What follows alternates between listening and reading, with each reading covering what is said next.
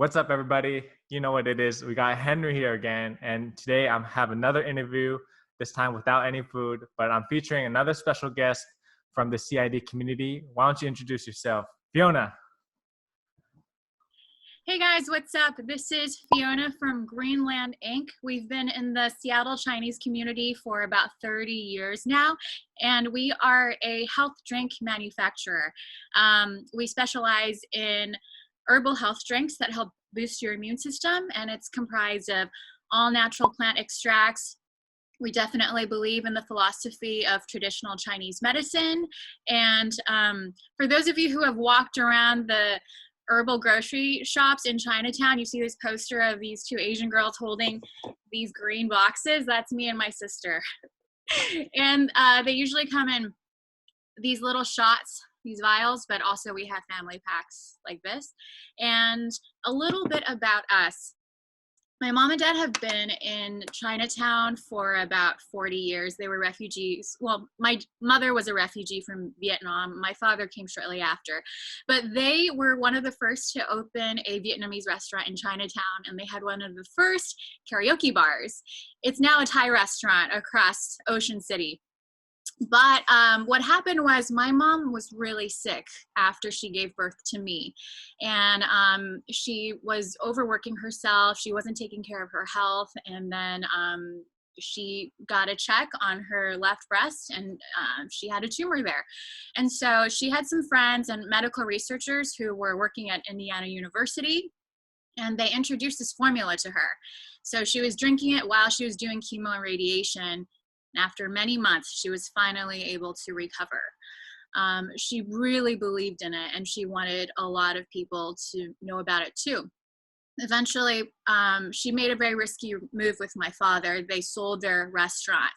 They didn't know anything about business, but they said, okay, we're gonna buy this formula and we're gonna figure out how to make it work. Like, how can we let more people know about it? And so it was just step by step that eventually we're now quite well known amongst like the American Chinese community, because back then we did a lot of TV ads.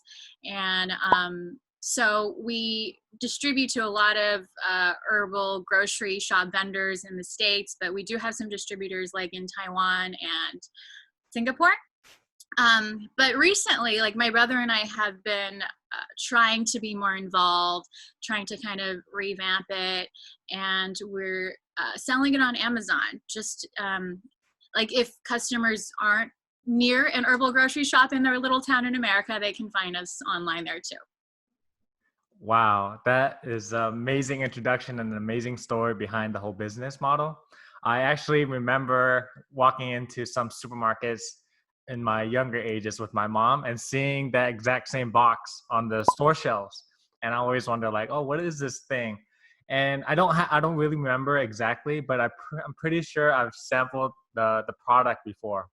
I don't really remember what it tastes like, but I just remember it being like really green, like a strong green taste to it. And you know, with like Chinese medicine, the more bitter it is, the more green tasting, the better the health benefits it is. And Absolutely. Yeah, it has some licorice root in it, so the aftertaste is definitely a little sweet, but super neutral. So if you want to retaste it again, let me know. I'd be happy to send you some. Sure thing. And also, I think kind of speaking on the community engagement activity in the CID community, a lot of people, they don't really notice that there are other businesses in the neighborhood other than, restaurants and grocery stores, and also like, bubble tea shops. So it's really refreshing to, kind of learn more about businesses like, Greenland Corporation that's actually in the neighborhood, and what kind of service and products it's providing for the community.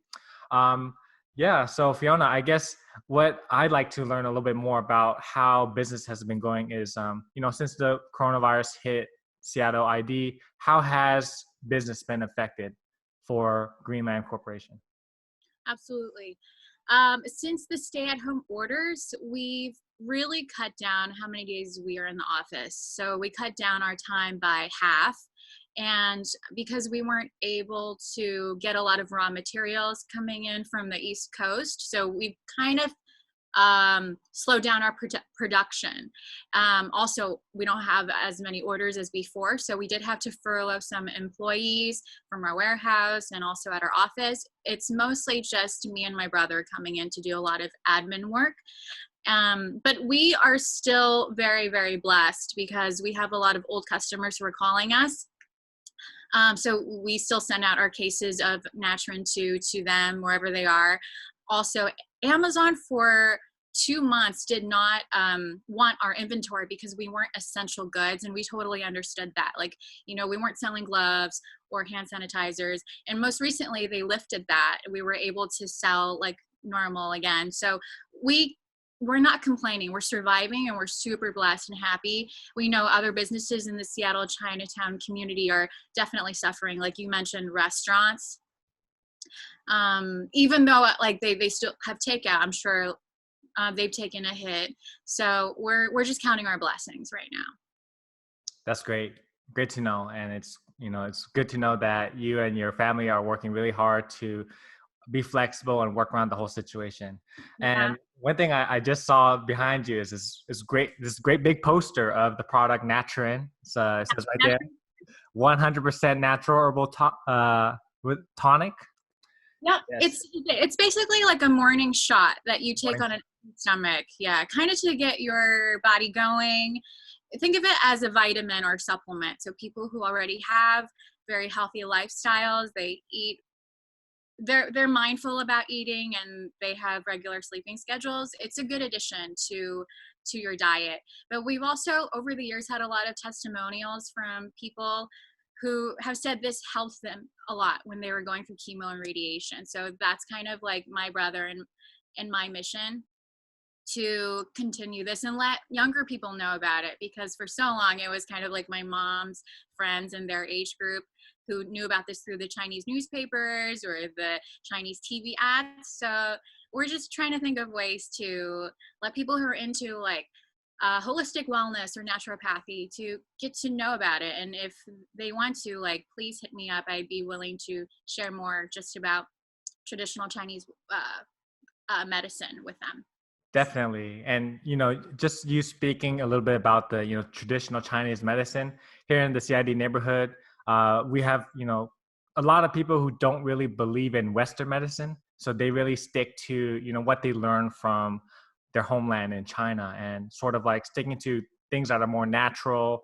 They have natural remedies using natural ingredients and everything. So one thing I'm wondering right off the bat is, have you ever had any partnerships with maybe health clinics or nonprofit organizations about sort of introducing this product to kind of fulfill a program?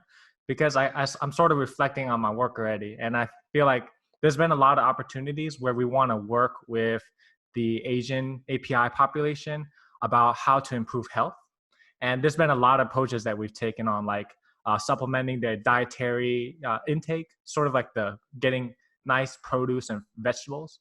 But another method is, you know, like this sort of supplement where it's very natural and green, and it's the purpose of it is to supplement one's health in a positive way. So I'm wondering, have you ever started any kind of conversation with organizations that try to, you know, service these the needs of these people?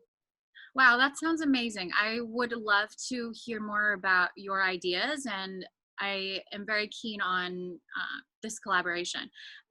The most that we've dealt with in terms of maybe outreach or communication, getting to know more about the benefits of traditional Chinese medicine, is through partnerships and research. In the beginning, in 1989, it was with a Chinese medical researcher professor at Indiana University. And the second time was with another professor who also was looking into traditional Chinese medicine at University of Washington. So that's pretty much it. And I think we have to kind of go out to a more kind of common ground knowledge of people who don't want to go to the pharmacy to kind of immediately cure a symptom, that this is kind of more a long-term thing that could be a part of their just daily lifestyle with, not only our health drink, but it's more just like, what foods or what natural juices are you having once or twice a week, plus all these other aspects that can kind of just optimize your health naturally. Sure. That sounds great. And I'd be happy to kind of connect you with some organizations to get this conversation starting. Yeah, I'm looking forward to it. Like, Chinatown means a lot to me and my family. My mom used to work at Chinagate as a dim sum cart girl. That was kind of like the place to be back in the 70s, 80s, I think. It's a And supermarket now. yeah, I know. And then, so she was able to open up her Vietnamese restaurant. She also had a fashion store on South Jackson Street. Like, she basically just had her youth here and grew to see the changes. Same with me. Like, I took ballet in Chinatown, Chinese folk dancing. I took painting class with Deng Lao Shi, like Deng Lao Si, down in that little studio. And I took math tutoring too here. So it was like, I also grew up every weekend in Chinatown and saw all the cool things that, all the kids of the restaurants are coming out to support their parents' businesses. And then you see all these cool little shops that are opening, like Tuesday Scarves, Tricone. There's also that flower shop on South Jackson. I forget the name, but it's becoming just super diverse and cool, and we're being very inclusive. And I just want to keep that up. What you are doing is also incredible. I know that this is your 10th week of serving elderly in Chinatown, right? That's right. The 10th week. That's amazing. You got a lot of perseverance for doing that. Thank you. We've been quietly watching. Like I said, I've been a silent cheerleader. I don't know you, but I see the people you're working with who I know too. And you're definitely bringing a lot of people who aren't even in the Seattle Chinatown community to care and be aware.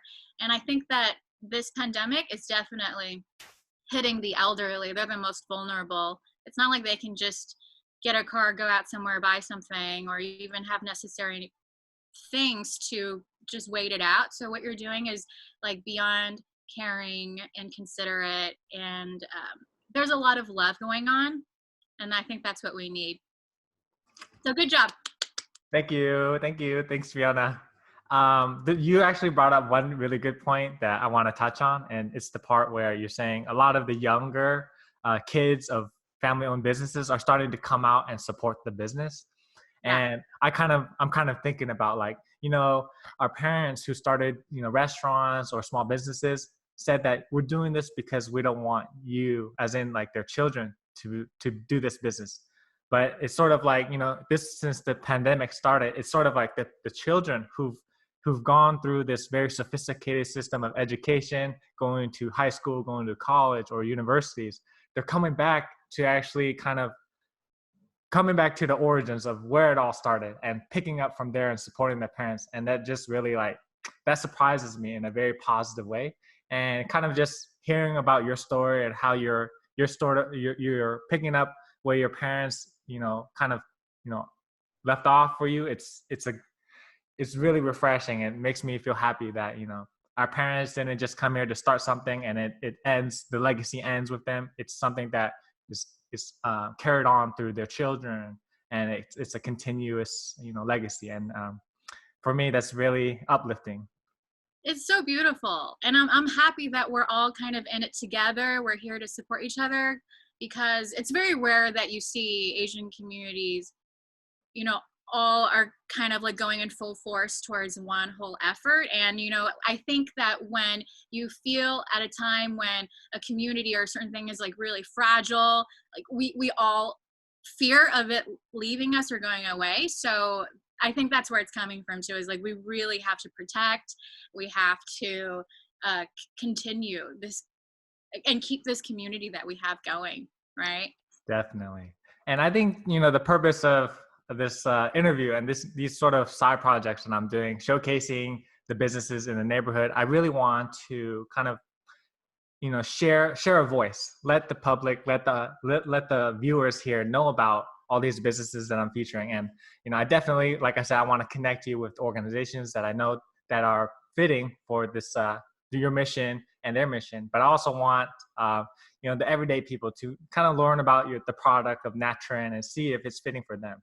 So I'll have your product in the description below, whether it's going to be on Amazon or your website directly. And so it'll give the opportunity for the viewers to see. Thank you so much for giving us this little voice to share who we are and what we're about, and let me know how we can continue helping your efforts. Definitely. Thank you so much, Fiona. It was great having you on this interview today. If there's anything any last thing that you want to share with our viewers today, what would that be?